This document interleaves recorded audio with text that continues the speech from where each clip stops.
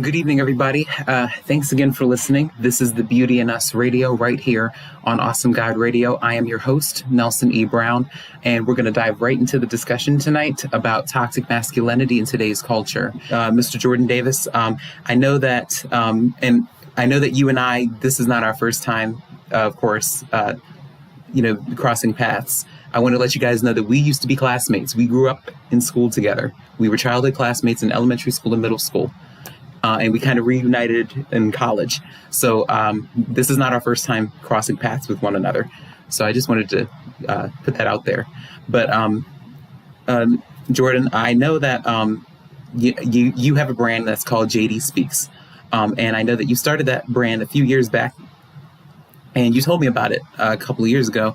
Could you tell us a little bit about that? Because I have your bio right here, but I'm not going to read it. I'm going to let you talk about it since it's your story and since it's your platform. Sure. Well, absolutely, Nelson. Thank you so much for opening the floor to me.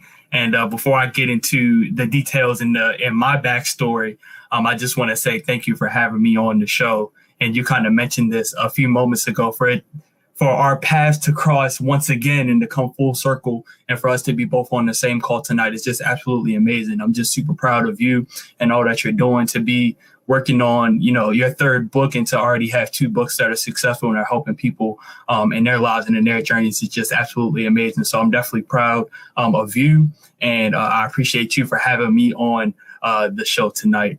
And to talk a little bit more about my story and how JD Speaks came to be, I actually started publicly speaking in my latter high school career. So in high school, I competed in an organization called Future Business Leaders of America, and it allowed students to compete in business-themed events for scholarships. And I was actually recruited by my finance teacher to compete in FBLA. That's the shorter way of saying it.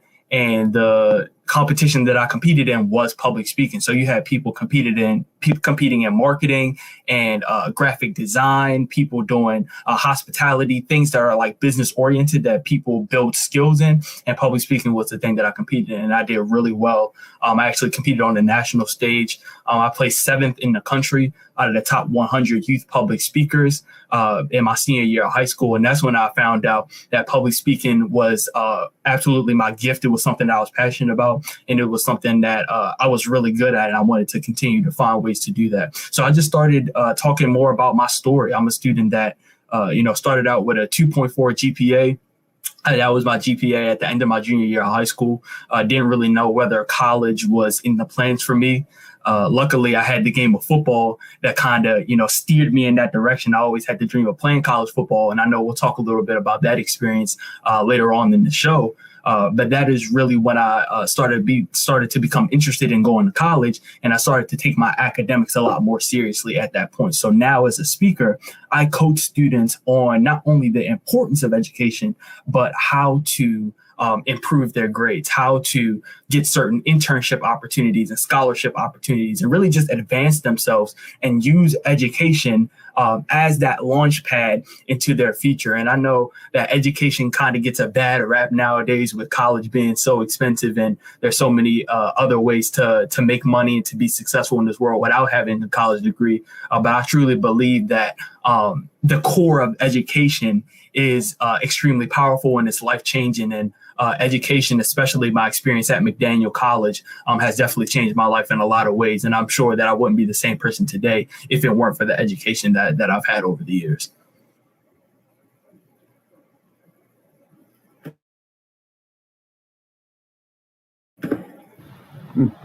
Okay, I definitely understand everything that you just said. Yeah, I was muted for a second. Sorry about that. I definitely understand everything that you just shared, and it's so amazing because because we often find ourselves we think about different careers that we want to pursue growing up, especially like in elementary school. We have ideas of what we want to do when we're growing up, or we have ideas about things that we don't want to do when we grow up. But we find ourselves sometimes entering into a field that we didn't really expect to be in because our interests change, our hobbies change. We discover new gifts and new talents and new aspirations as we grow old we'll grow older and when we become more mature, throughout our journeys. And I know that, again, the conversation about toxic masculinity plays a significant role in the way we view ourselves, and it can either make or break our self-esteem. So what is your experience like with self-esteem? Like, did you ever struggle with self-esteem growing up? And did you ever develop a self-concept where it was hard for you to see the beauty in yourself and in your abilities? So what did that look like for you? Because I know that it transcends into the work that you do now as a motivational speaker. So what was that like for you growing up? Yeah, absolutely. So I only struggled with self-esteem for a very short period of time in my life. And I would say that was around late elementary school or early middle school. So you're talking about around 4th or 5th grade. And I remember around that time, as you can see, I am a dark-skinned male. And I was one of I had, the darkest skin out of anybody in my class. And I know that, a lot of people would not even sometimes they wouldn't even necessarily try to verbally harm me. They would just kind of point it out. They would say, oh, your skin looks really dark against that shirt, or just things that we say as, young people that we don't even realize is really offending. We kind of just say what's on our mind sometimes. And there were some points in middle school and in early elementary school where I kind of internalized that, and I kind of questioned, like, why is this a thing that people pay attention to? Like, why is this something that is an issue? Like, is there something wrong with my skin color? Like, I know my parents are dark skinned too. Like, they don't talk about it in a negative way. So, before people even started saying anything about it, I didn't even know that was a thing to kind of take note of. And colorism is absolutely a thing that, a lot of people struggle with in the Black community. And it's something that I struggled with early in my middle school career. But when I brought that up to my parents, I had the courage to actually talk to my parents about it. My parents kind of shut all that down immediately. They were like, "Oh, boy, you need to be proud of your skin color." You know what I mean? And there's nothing wrong with being a dark-skinned boy. There's nothing wrong with having braids. I had braids at the time.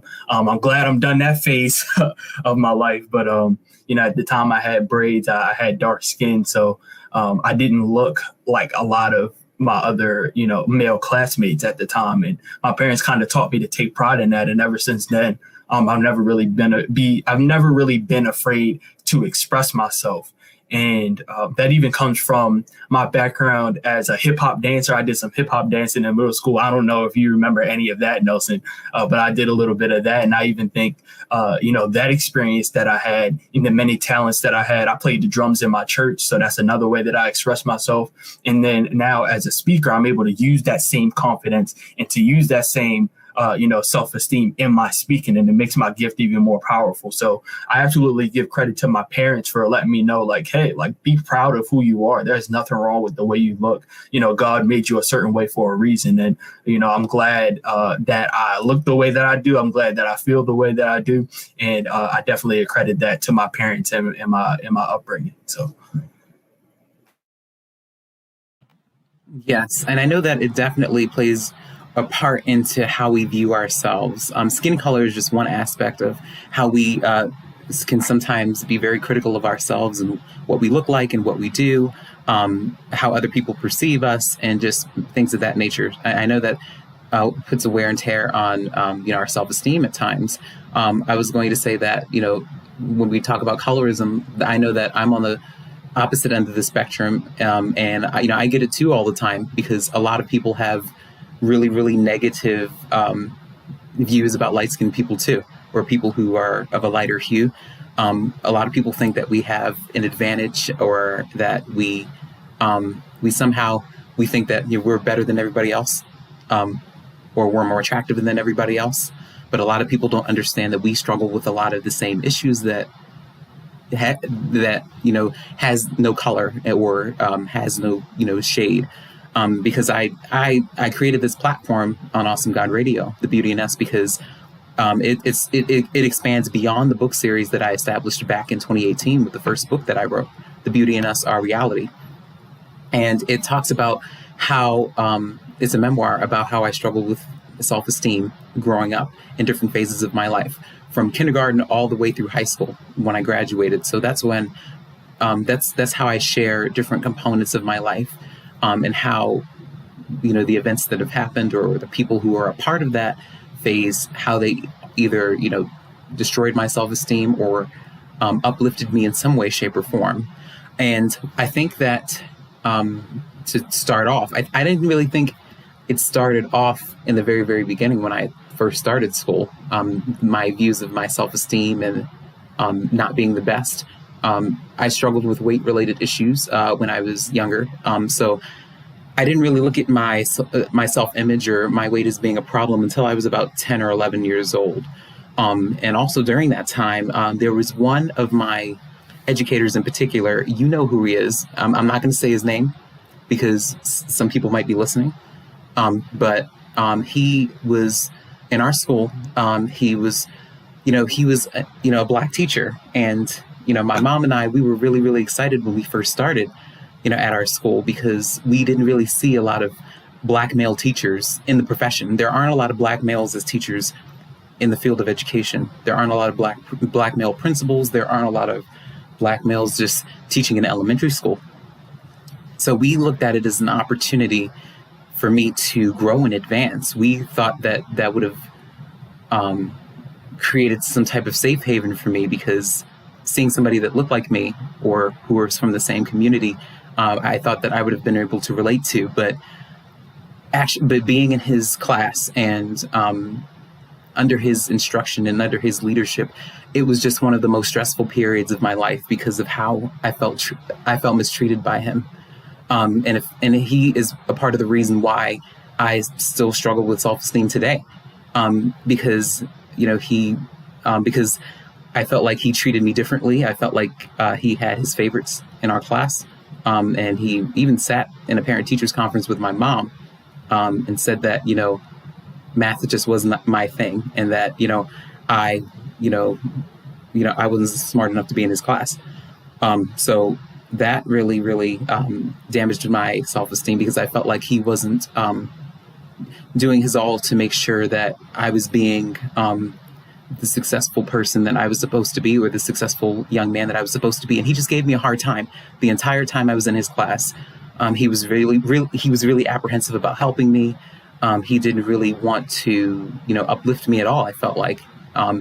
And what hurt me more is that, a Black man is talking to a Black boy like that. That is not cool to me. Emasculating somebody else is not cool to me. So to make a long story short, it was really, really difficult for me to understand why he was treating me the way he was treating me.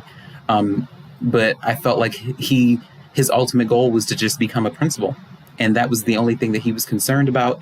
And that was his main objective. And he didn't care about who he was going to trample over in order to get to where he wanted to be. And that didn't sit well with me at all. And I felt powerless at the time. So what does it look like? What is your definition of toxic masculinity in today's culture? Because I know that it can take shape in any form, whether it's in our family, whether it's in the family structure, whether it's in our relationships with others, in the workplace, with our peers. I mean, it can take shape in many ways. So what does that experience look like for you? And how do you define that? Yeah, so when you said that, I feel like two main words came to mind. The first one is restrictive, and the second one is exclusivity. So not only does toxic masculinity kind of restrict you and restrict your personality, and you're not able to express yourself in the way that you would without those societal norms weighing on you, or without the actions of people who believe in those societal norms weighing on you, but it's also exclusive. You feel like you're either in the club, you're either are masculine or you're not. There's no, place for you when it comes to being outside of what is deemed masculine in our society. So, anything that changes your natural behavior, that changes your goals, that changes your beliefs, your values, that is centered around your masculinity and who you are, is indeed toxic. And I think that it needs to be unpacked. And I know that you were telling me earlier, and I'm sure you've told your audience that you see a therapist, you know what I mean? And I see a mental health counselor myself, and I feel like a lot of men, especially Black men, need to have that experience of unpacking all of the toxic masculinity that they have encountered in their lives, even if they don't internalize it as toxic, or even if they don't see the bad in some of the things that they've experienced. They need to realize the ramifications that it has had and the effect that it has had, on their lives. So really, toxic masculinity is restrictive because it doesn't allow you to be who you are. It doesn't allow you to just be. I feel like another thing that's involved with toxic masculinity is that you always have to be something. You always have to be driven. You always have to aspire to something. It's almost like you have to earn masculinity in a way. And it doesn't just allow us to be, you know what I'm saying? So it's definitely restrictive, and it's also exclusive because if you're not deemed as masculine in terms of how society views masculinity, there aren't a lot of places for you in our society, sadly. Yes, and I definitely understand what you mean completely. I was also going to share that I do see a therapist weekly, once a week, and one of the activities that my therapist gave me was to write down the pieces and the parts that make up my foundation, whether they're strengths or weaknesses. So that's what I've been working on, and that's the work that I've been doing for a while now. I've been seeing my therapist since last summer. I decided to make the decision to enter back into therapy because I realized that I still had more things to unpack. There are still issues that are under the surface that I feel as though need to be resolved because I'm in a place in my life where I want to make progress in different areas. Professionally, I feel secure in who I am professionally. So when it comes to working hard, especially with academics, I go to UMBC. I study sociology. So as far as my academics are concerned and my professional life is concerned and my work ethics, I'm the type of guy who knows how to make money, who knows how to invest and save money. I'm the type of guy that knows how to get good grades and knows how to work hard. I feel confident in my abilities when it comes to my professional life. But personally, I realize that I still have a lot of insecurities. I still have a lot of areas that I need to work on. And I realized that I have more insecurities and more faults in me that I really need to heal. There are broken pieces of me from when I was, a little boy that I know that I need to put back together, and that's what I'm doing. And I know that in the family structure, it can really, really be a challenge to figure out what that is growing up because I was raised by a single mom, and my mom and we have a really close relationship. I feel as though I can speak to her about anything. She's the one that raised me. I had an absent father. So a lot of people don't look at that in the positive light. Single mothers raising sons, they don't really look at that in the positive light. And I received a lot of criticism behind that. Even though I did receive support, I do have, mentors. I didn't really receive a lot of support of that because a lot of people now that I'm successful and now that people know who I am because of the work that I do, I think that everybody's trying to hop on the bandwagon now and make comments now because they see how successful I am because they didn't really believe in my abilities. They didn't really believe that I was doing anything on my own. They thought that she was doing everything for me, and that was not the case. And that has never been the case. So it made me think that people really don't value single moms the way I feel as though they should in today's culture because they never reprimand the absent parent or the absent father in my scenario for being absent and for participating in my life. So that those criticisms and those critiques really affected my self-esteem too, because it made me feel as though I didn't belong or that, I was less of a man because I was raised by a woman. And that is not true. It was never true. But it's just, I know that the family structure really plays a role into how you view yourself and the relationships that you have with your parents. But I'm really grateful that I have a good relationship with my mom because she is very successful.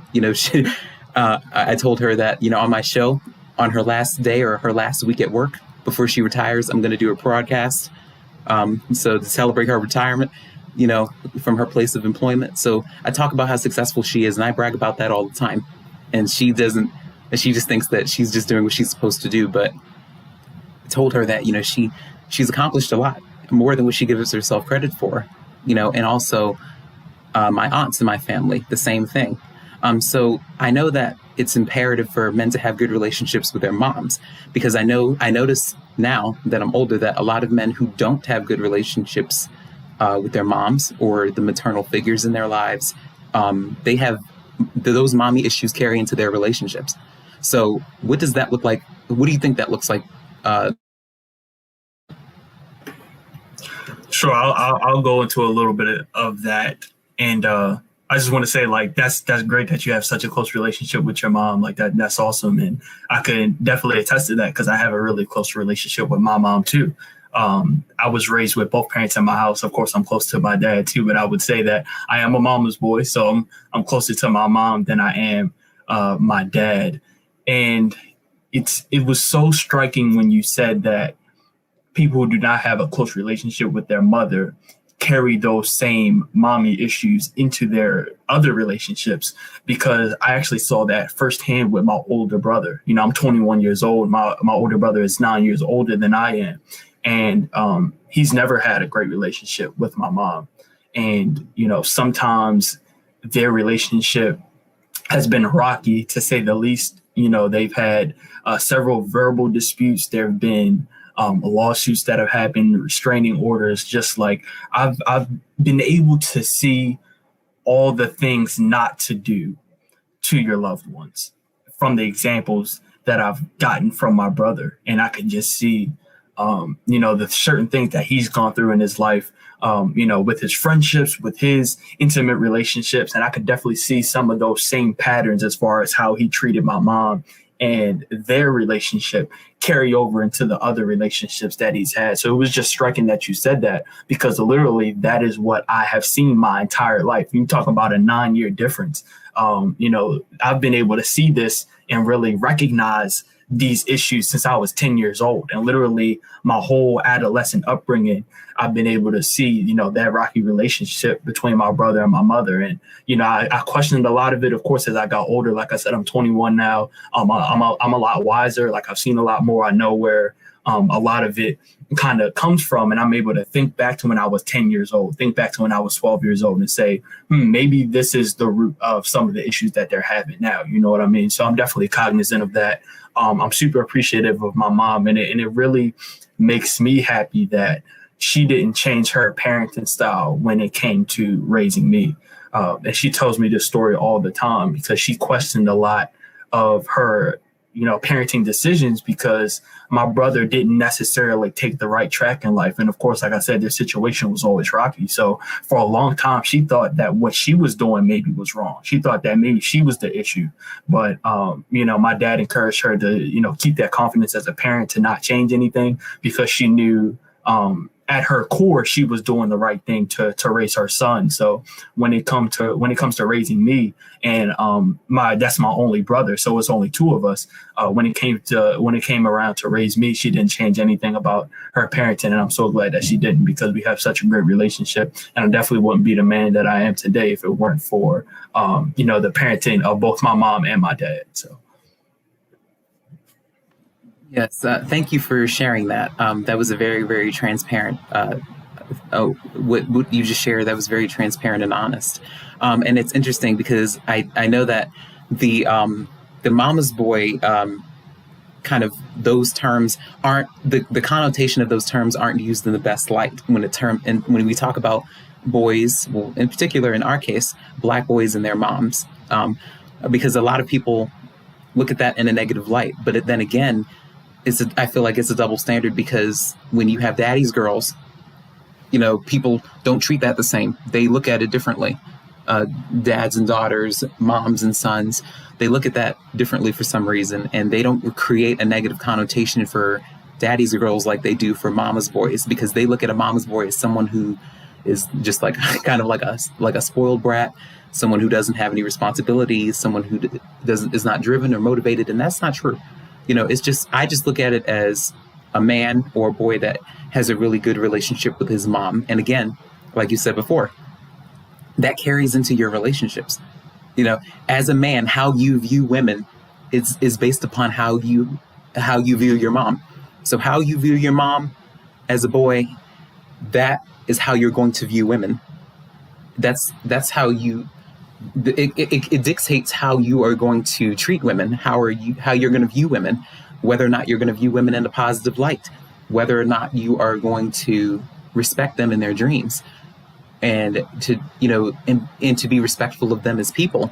So the relationship with your mom as a man is really, really imperative, because that carries into your all of your relationships, and people wonder why they're so why they can't have successful relationships. A lot of men wonder why they don't have successful relationships with women in particular, but it stems from your relationship with your mom. Like, the first woman that tells you as a man that I love you is supposed to be your mom. So you grow up looking at your mom. So she is a representation of the type of women that you are going to you're going to be attracted to in some way or another.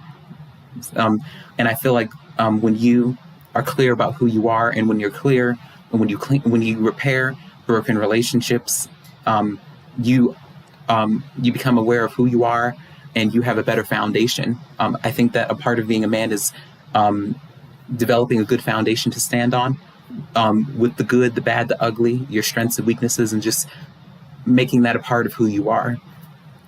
And I know that you said to shift gears a little bit. I know that you said that I read in your bio that in order to build this brand, and in order to expand upon your career as a public speaker and as like a motivational speaker, I know that you decided to quit football in order to focus on this and to focus on your studies. So what was that experience like? Could you just give us an idea just give us your take on what that was like? Absolutely. So I played football for McDaniel College for 2 years. Probably about a year and a half, because I kind of quit playing football in the middle of my sophomore season. And I played strong safety in college up until that point. I played football for 8 years up until that point. And focusing on JD Speaks was definitely not the only reason why I quit football. And I just remember being so sad, so frustrated, so depressed, and then also so conflicted, because, as I stated earlier, the thing that got me in the door, the thing that actually got me excited about going to college, the thing that has gotten me so many different opportunities and relationships and life experiences, is the thing that I resented, is the thing that I didn't want to do anymore. It's the thing that I actually wanted to quit. So one side of me knew that I needed to leave the game. There were times in summer training camp where, as soon as I threw that helmet on, I don't know if some of the viewers know, but a lot of NFL players and a lot of college players, we wear like those visors, right? There's like the clear shield, and it's hard to see your face. So that visor was a mask for me in a lot of ways, because you couldn't see the tears rolling down my face as I would jog onto the practice field. Like, you couldn't see how uninterested I was in whatever drill we were doing. There were days at practice where the coach just thought I was off. And I'm like, man, like, I really do not love this game anymore. It became more of a business. It became more of a chore than anything. It didn't help that I wasn't getting any playing time. Like, I'll be the first to admit, like, I did not play a single snap of college football. Like, I practiced for a year and a half, went to every film study, went to every weightlifting session, and I never played a snap. I never played in the game at all. And to just know that I went through all that work and I wasn't able to fully appreciate the work that I put in, because I wasn't able to see the result of it on the field, was frustrating in a lot of ways too. And I think it also, what also contributed to me wanting to leave the game was the fact that I didn't have a lot of guys on the team that I was close friends with. And I don't know if you know, but in college football, you do everything with your team. Like, you're required to eat breakfast with your team. You're at practice. You're at film sessions with your team. You're getting on the bus with your team. You're getting off the bus with your team. You're eating dinner with your team. You've got individual positional meetings. So after I meet with the entire team, then I'm meeting with the defense, then I meet with the safety. So it's just so many, you spend so much time with these people. It's like I was spending so much time with people that I wasn't connected to. And I will always think about, like, if I wasn't at practice right now, what else could I be doing? If I wasn't at this film session right now, what else could I be doing? So literally day after day, my love for football started to decrease. And I don't know if I said this already, but quitting football was the hardest decision that I've ever made in my young life up until this point. I remember the day, it was around October 15th of 2018 was around the day that I quit football. And I remember texting coach, asking to come up to his office. And then 15 minutes later, I made the decision to quit. And, that was a life-changing decision, even though that was one of the most difficult decisions I've ever had to make in my life.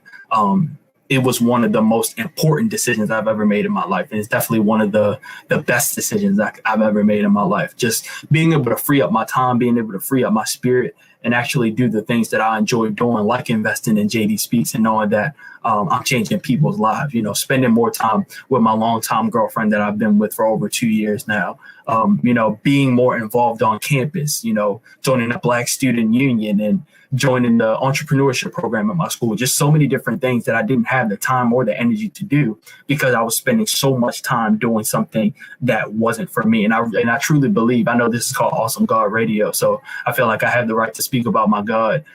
God definitely showed me that football was not my destiny. That wasn't the end for me. I wasn't destined to go to the NFL. Some people are. Some people, football changes lives. I believe that. Football, saves some people's lives. But that just wasn't really my story. Football was a launching pad for me to get to where I needed to be. And now I'm able to speak to other young men and even just people and athletes in general about how I use my experiences in sports and even my experience leaving the game to allow me to be successful in other aspects of my life.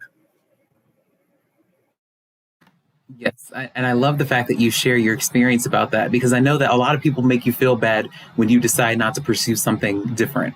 When you make the decision to quit something or to not pursue something anymore, I know that a lot of people give you a hard time because of that. I know that a lot of people everybody's not really supportive of that decision. And with football in particular, and even in the world of sports and entertainment, I feel like when it comes to men, I think that boys, they watch a lot of TV and they aspire to be these stars. I notice the basketball stars and the football stars.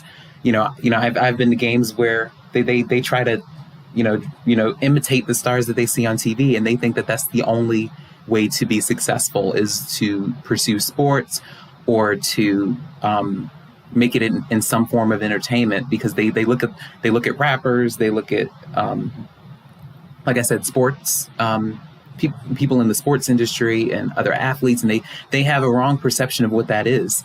And a lot of people a lot of boys don't understand that, you don't have to be, you don't have to excel in sports in order to be successful. You don't have to have a career in entertainment in order to be successful. You don't have to prove anything to anybody. You don't have to prove how good you are at football in order to prove how masculine you are or how much of a man you are. And you don't owe anybody anything, because it's still your life. And as long as you are not hurting anybody in the process, and as long as you're staying true to who you are and your focus is still the same, and you're still standing on that faith and that purpose that you just explained, it's really no problem with that. So I do know that. And there's two things I want to add to that before you move on. I just want to add like two little mini stories that will really like expand on some of the points you just made. I remember about 2 weeks before I quit football, but 2 weeks before I had that meeting with my coach, I was in the locker room, and one of the players on the team at the time, he was really talking bad about the players who had already quit. So I was the first one on my team to quit. There had already been several people that I left for various reasons and things like that. And he was just saying, and I'll say this, the PG version, man, those players that quit, they some little girls, man. They not tough, they not masculine, because they quit on us. And if you a real man, you would stick it out, you would stay on the team. And then, and mind you, he's just saying, nobody prompted him to say this. I guess this just came from like a spout of frustration. I don't know where this came from, but he's saying this amongst all of these players in the locker room. There's probably about 20 of us just like standing around and that are in the earshot of this kind of soliloquy that he was going on. And then I spoke up and I said, well, I would respect the player who leaves the game and is it being a detriment to the team and is actually doing what is right for himself also, than somebody who is going to be a cancer to the team and that is just going to stay on just for the sake of saying that they're a football player, just for the sake of saying that, you know, I didn't quit on my team. Well, it's like you already quit mentally, so you might as well actually quit. You know what I mean? There's no reason to be in a place and be miserable and, you know, go through all that physical pain too. I didn't even talk about the injuries aspect of it. I've had several concussions in my football career. So literally, I would respect the man that does what's right for him, that follows God's calling and is doing what is right for him and the people that love him and the people around him, than somebody who is going to bow down to the societal norm that you can't quit. You have to stick it out. You have to finish the season or whatever it may be. And I literally said all of this in front of the 20 guys, and it's completely silent in the locker room at this point. And the guy, he couldn't even be mad at me. He really just was thinking, it was like, oh, like I never really thought about it like that. And as soon as he had that reaction to what I said, I knew it was time for me to leave, because that was me confessing out loud, like, this is what I need to do. That was really that confirmation. Like, once I said that, I truly believed that. And if I was going to say that about anybody else, I need to make sure that I did that for myself. Also, one other like little mini story. I remember over the past few summers, I've been working for my college in our summer orientation program for our first year students. So before our freshmen start in the fall semester, they have the opportunity to visit our campus over the summer and spend a couple of days and do some different activities on campus. And I was one of the student facilitators of that. And one of the first questions that people always ask me is, you know, what sport do you play? Not even, you know, do you play a sport? They automatically assume that I play a sport because of my physique. You know, I'm very still into fitness, and I like to keep my, you know, my physical fitness up. But you know, people always ask, you know, what sport do you play? I'm like, oh, I don't really play a sport anymore. I used to play football, but I no longer play. And then it's kind of like I can slowly see their face kind of frown up as if I'm supposed to be playing football. Like, I'm entitled to play this game because of how I look. It's like I'm wasting my physical being, like I'm wasting some sort of talent by not playing football. And that's another part of masculinity too. And I see a lot of memes going around on social media about that. And some of them are funny, but they're absolutely true. It's like, you know, if you're over 6 foot, you should be playing basketball in our culture. You know, if you're stocky and you have muscle, you should be, you know, quote unquote, using that for something like a particular sport. And it took me a while to shift my identity from being known as the athletic guy, from being known as the football player or somebody who works out a whole lot, to being known as an inspirational speaker, to being known as a Dean's List student, a straight A student, to being known as a leader on campus. So literally shifting, you know, what my body was once used for to now what it represents. From shifting from, you know, playing a game that I hated and, you know, playing for the sake of calling myself a football player, that walking in my real purpose and using, you know, my body, my mind, and the knowledge that I have in order to change people and inspire people's lives. So I just wanted to share those two tidbits. And I really feel like that was important in overcoming that toxic masculinity that I was experiencing when I played football. Yes, absolutely. And I definitely appreciate you for sharing that. I know that, you know, and being transparent is the way we reach out to others. And it's the way we kind of minister to others, because everybody has a story to tell. And it's important to share that to help the next person in the process. I know that I'm not sure if I shared this, but right now I'm in the winter session for my school. So I'm taking a winter class right now. And it's called the Sociology of Gender. So I'm doing a lot of research, a lot of reading and writing. And what's ironic about this class that is different from all of the other classes that I've taken is that I am the only male in my class, and I am the only black male in my class. The rest of my class are females. All of them are females, and none of them are there's only one that's a one of color, but the rest of them are not women of color. And one of my classmates who is not Black and who's not a woman of color, she asked me about what it means to be a Black male in society and what it means to, she asked me about what it looks like in terms of defeating that toxic masculinity culture and what it means to break through those stereotypes. And I told her that I just think that it just begins with people just having that open forum with their children at home and just getting to know people rather than judging them about what they think they are or what they think they should be. I told her that I think that having the conversation about, race and about, just having diversity and inclusion, not just in school, but in the workplace and in different areas of our lives. I told her that I think that the ways that and I know that there are other men that look like me, we have to, we definitely have to create that open forum with our children, and we have to stay open to what our kids want to do. We have to let them be who they want to be instead of who we want them to be or who we think that society will accept them to be. I told her that I think that as far as race is concerned, just having that open forum with your children and with your family when people who look like me are not around, just having that open forum, learning about Black history is something that is a part of American history that I think people who are not of color need to understand. And it factors into the reasons why we view things the way we view things now. So I think that, and that's what I told her, because I feel like it's something that I have to live through every day, as a young Black male, because they don't, a lot of them, and they shared it with me, they don't have to have conversations with their families and with their children about, okay, you don't leave your house without your keys, wallet, cell phone, and your ID. When you get pulled over by the police, you have to make sure you show them your hands. Don't make any sudden moves. Or, when you walk into a public place, take your hood off, take your jacket off. You don't have to have all these conversations when you're not a Black male in society nowadays. But then the stereotypes that we have on us is that, we are supposed to be the aggressive ones, the quote unquote thugs, or and all of those other personas. But a lot of people aren't really giving us permission to be ourselves. So what does that look like for you in terms of what it means to be a Black male in society for you, and what it means to break through a lot of the stereotypes that people have because of how you choose to carry yourself?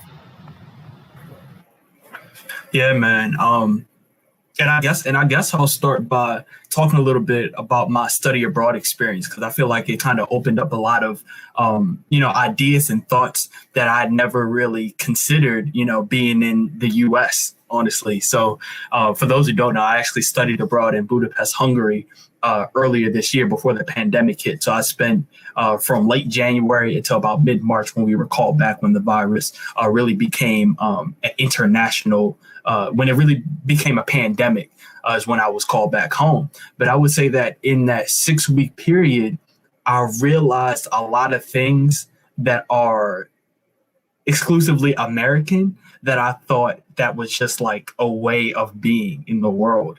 And it's like, there's just certain things that you don't even consider as being American or being, belonging to a particular place. And it's like you go to a whole nother place in a whole nother part of the world, and they do and see things completely differently. Like, for example, I'm in Budapest, I'm in downtown, like it's people everywhere just walking. I think Budapest is like 95% white or something like that. So I almost virtually never saw another Black person. If I did, it was probably another college student, and we would wave if we were like 500 feet apart. Like it was a thing to like see a Black person in Budapest. It was so funny. But just being like one of the only Black people like out and about in a particular area, I realized that everybody's eyes weren't on me, like in the same way that I feel like eyes are on me in America. Like if I'm walking down the street wearing Jordans in Baltimore, where I'm from, it's like I got to worry about, being racially profiled by the police. I got to worry about, another young Black male trying to run up on me and take my shoes. You know what I mean? And to walk around in a foreign country and to feel safer in this environment that I know little about than an environment that I know a lot about back home, it really says something about that environment. It really says something about that culture. And it's like, if anybody were to look me up and down in Budapest, they were probably just trying to figure out what shoes I was wearing. You know what I mean? They probably thought my Jordans were cool or something like that. But, my study abroad experience was absolutely powerful and revealing to me that, essentially this is America. Like, and we've seen it, in this past week with the events that happened at the Capitol. Like, there's two Americas. You know what I mean? There's an America that the privileged live in, and then there's America that the disenfranchised live in. There's an America that Black and brown people like you and I live in. There's an America where oppressed people are getting oppressed every single day, and the news doesn't cover it. You know what I mean? So just to experience all of that and to experience it at the age of 21, I'm just so glad that I kind of had that experience abroad, because not only did I learn about the culture in Hungary and in Central Europe, but I learned a little bit more about my own culture by not being there, from having kind of like that fishbowl effect and seeing America from seeing America from the outside. It's like I kind of got like a bigger picture of what American culture is, and there's so many things in our culture that a lot of people don't realize is just a part of our culture, that there's a lot of unlearning that needs to be done. Like you said, I think the word that would describe, what you talked about a few minutes ago is empathy, right? Just being able to empathize with people and have that open dialogue and understand where they're coming from, and realizing that, somebody created this. Like, man created racism. Like, we weren't put on this earth and, racism existed. You know what I mean? That was man-made. That was made by culture. That was made by societal norms. That was made by toxic masculinity. All of these things were man-made, and we have to do the work of unmaking these things. We have to, undo a lot of these parts. We have to unpack a lot of these things in order to rectify these issues and in order to repair a lot of the damage that has been done. Yes, absolutely. And I know that experience. I remember when you went, abroad. I was following your work, and I remember when you had that experience, and you were on Instagram and through many of your social media outlets talking about it. And I see that you really enjoyed it. I know you wish you would have stayed, longer before the pandemic, but I do know that I can see that, you really enjoyed that experience, and that it opened your eyes to, a whole new world in a way. One thing, I wanted to shift gears again, and I wanted to talk a little bit about, we have about 9 minutes. So I wanted to talk a little bit about male mentorship, because it's something that, I would like to do, because I feel like in some ways it wasn't really done for me. I felt like even though I did have supporters and influences, growing up, I felt like, and I still in some way feel like I'm not really respected as much as I should in terms of in my background. I think that I know that I have a really, really difficult time looking for good male role models, because the majority of my friends are females. And I think that is just because I have a good relationship with my mom and a very close relationship with my mom. I think I feel as though I just cling more towards, having female friends, because it's easier for me, and it just makes me feel more comfortable. And because of that, and I feel like I'm really criticized for that a lot, because a lot of people try to emasculate me and tell me that, and then they try to tell me that, I'm not man enough, or that, I need to have more male mentors, and that, I need to just be something that, I don't think I should be, and I don't really want to be. I'm just myself all the time. So what does it look like to have good male mentorship in today's world? Because I know that it's important, but I also know that you have to gain that trust with people in order to feel comfortable. You have to be careful about who you allow to lead you and to, on your journey. So what does that look like to have a good male mentor? And how do we go about picking good role models? Absolutely. And like you said, it's tough. This isn't an easy proposition, to find a trusted mentor. I know in my life, there have been a lot of mentors that have come and gone. It was great while it lasted, but, there was a certain situation that happened, or, people just grow apart and it doesn't really work out. So, it takes some trial and error, and it takes a lot of trust and commitment and vulnerability in order to find one. But I definitely believe that, once you find one, it's worthwhile. And I'll say that a lot of my male mentors have actually been found in academia, at McDaniel College, at the certain speaking venues that I've spoken at. I've spoken to a lot of male mentors, and I think it really starts with them just being good people. Like, it's not just about how successful they are and like how many books they've written and the work that they've done. You can really tell a good mentor by how open they are to speak about their personal life. You know what I mean? And if a mentor is kind of shielding their personal life and they're not open and honest and transparent with you, then that could be a red flag. I listened to a speaker by the name of Inky Johnson, and he says all the time, there are a lot of people in this world that are a public success but a private failure. And I feel like that there are a lot of, quote unquote mentors out here that are a public success, but they're a failure in private, behind closed doors. They're having, relationship issues with their mom or their significant other, or, their siblings or whatever it may be. Maybe their finances aren't necessarily in line. You know what I'm saying? You want to find a mentor that not only has all of those things behind the scenes together, but is also willing to share with you that information. And I know that all my mentors, I can speak to them not only about how to become a successful speaker and how to find a scholarship, but I could also talk to them about how to find new friends. You know what I mean? What it means to manage your money the correct way, what it means to treat women the right way. How did they go about making certain decisions in their career, as far as how to choose a specific career path, or how to, accept a job or decline a job. You know what I'm saying? So a good mentor is somebody who is open, honest, and transparent, and somebody who isn't hiding anything. It's somebody that can answer all of your questions, you know what I mean? And not even answer all of your questions, but at least entertain them, or be able to say, I'm not sure, I will refer you to this person, you know what I mean? So you just got to find somebody that's not trying to shield who they are behind the scenes and is able to let you in a little bit on that. So. Yes, and I definitely appreciate you for sharing that, because I know it's very difficult for me because a lot of things that I've experienced in the past, me being hurt by so many people, and males in particular, role models that I trusted, or people that I trusted who let me down. I'm pretty much an introvert by nature. I have a small circle of peers that I associate myself with, and I have a lot of associates, but it's a big fear that I have that I'm working on now. But I know that, the trust issues can really, really be detrimental, because I feel like now, in my life, I don't want to prove who I am anymore, because I feel like my work and because of how I carry myself, I feel like all of that speaks for itself now. I don't really feel as though I don't need to prove anything else to anybody anymore. And in reference to just being a Black male in society, I feel like, I constantly have to relive that all the time. But I feel like, and in terms of my classmate's question, and like I told her, I'm tired of talking about what it means to be Black. I'm tired of talking about this experience, because I feel like people should know by now, because of the events that have transpired in the world. Do the homework yourself. Right. I'm just saying you should.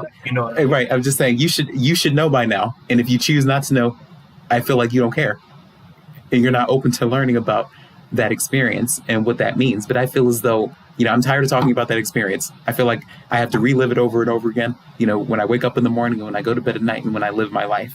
So that's why I think that people have to demonstrate a level of sensitivity to that. And I think people have to understand it from another perspective. I definitely appreciate you for being on my show and for taking time out of your schedule to talk to me about this. Where can people follow your work, and where can people have access to the interviews that you've done, or the speaking engagements that you've participated in? So where can people find all of that? Right. So everybody listening right now, you can visit my website at www.jdspeaks with the S on the end.com. Again, www.jdspeaks.com. You can also follow me on Instagram at JDSpeaks. And then you can also find me on YouTube, JD Space Speaks. So you can follow me on all those channels. I would recommend visiting my Instagram and my website first. All of that stuff will link right to my YouTube and all of the different videos that I've done. I'm talking about speaking engagements, certain podcasts like this one that I've been on. I do a lot of Instagram stories. I answer a lot of questions on social media. So if you have any questions for me, or if you want to start a conversation, feel free to reach out to me on Instagram and even Facebook. You can find me on those two channels as well.